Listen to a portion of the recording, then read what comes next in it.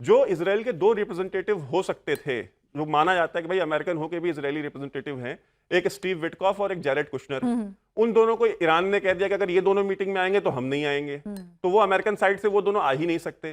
तो दो पार्टियों के बीच में नेगोशिएशन होनी है जिसमें से एक पार्टी है ही नहीं टेबल पे, तो कैसे ये पीस डील होगी? तो ये पूरा सर्कस और एक ड्रामा जो है पाकिस्तान ने जो रचाया हुआ है। तो पीस डील नहीं तो फिर वॉर भी तो नहीं हो रही ना वैसे वाली के बस खत्म करो खत्म, देखिए कैसे खत्म आर कर पार की देंगे? लड़ाई भी नहीं हो रही, मतलब ये कौन सी सिचुएशन है? मतलब कैच 22 है, ना इधर ना उधर, देखिए और हॉर्मुज़ बंद है, उसमें हम फंस रहे हैं। देखिए ईरान एक सिविलाइजेशनल स्टेट है, और जो अरब कंट्रीज इनकी बात हो रही है जो फोल्ड कर गए अमेरिका के सामने, वो कोई सिविलाइजेशनल स्टेट नहीं है। वो वर्ल्ड वॉर 1 के बाद अमेरिका मतलब ब्रिटेन के बनाए हुए देश हैं। सऊदी अरेबिया नाम का कोई देश नहीं था कभी, उसका नाम हिजाज था, ठीक है। वो एक फैमिली के नाम के ऊपर जो है सऊदी अरब बन गया। जो शरीफ ऑफ मक्का का जो दरोगा था, कोतवाल था, उसके दो बेटे थे। एक बेटे को जो भाई उन्होंने कोलैबोरेट किया था ऑटोमन एम्पायर के खिलाफ ब्रिटिशर्स के साथ, एक बेटे को जॉर्डन का किंग बना दिया जो अभी भी हैं जिनके किंग अब्दुल्ला, और एक बेटे को इजिप्ट का किंग बना दिया। तो ये जो अरब स्टेट्स है ना, आप इनका मैप देखेंगे ना तो 90 डिग्री पे इनके बॉर्डर्स कटते हैं। तो अफ्रीका में और मिडिल ईस्ट में जिन भी कंट्रीज के 90 डिग्री पे कट रहे हैं ना मैप, ये आपको पता चल जाएगा कि ये ड्राइंग बोर्ड पे बैठ के बनाए गए मैप, ये कोई नेचुरल स्टेट नहीं है। दूसरी चीज,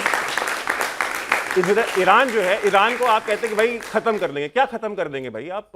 ईरान के अंदर भाई करोड़ों लोग रहते हैं।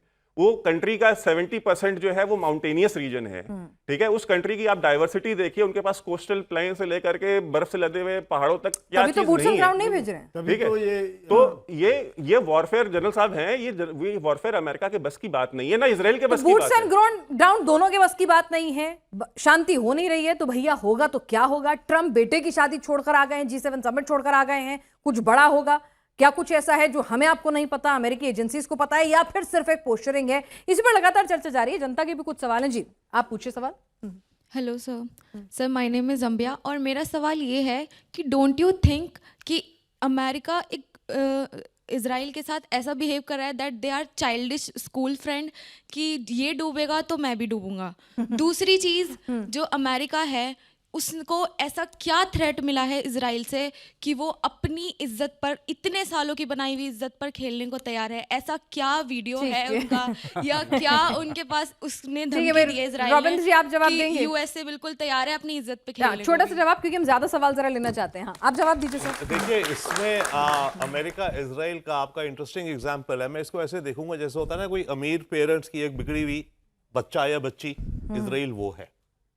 अमेरिका का बिगड़ा हुआ बच्चा ब्रैट है। अच्छा अमेरिका को, और अमेरिका के अंदर भी बाय द वे एक चीज ध्यान रखिए, अमेरिका के अंदर जो जूस हैं, बहुत बड़ी लॉबी है, पर अमेरिका के अंदर जो जूस हैं वो भी बटे हुए हैं। ये नहीं कि सारे के सारे 100, अमेरिका में करीब 6 मिलियन जूस है समथिंग, राइट। ये नहीं कि सारे के सारे इजराइल को टोटल सपोर्ट करते, नहीं। तो लेकिन बच्चे से ऐसी मोहब्बत है कि बच्चे की हर जायज नाजायज मांग मानेंगे, वो तो ये पूछ रही है ना। हाँ तो वो इन्फ्लुएंशियल नेटवर्क चल रहा है ना। But I am again saying, आधे जूस अमेरिका में नेतन्याहू के सख्त खिलाफ हैं। ठीक है। आधे जूस या 40%, 30% ये कहते हैं नेतन्याहू ने जो करा है ये जेनोसाइड है गाजा में। ठीक है।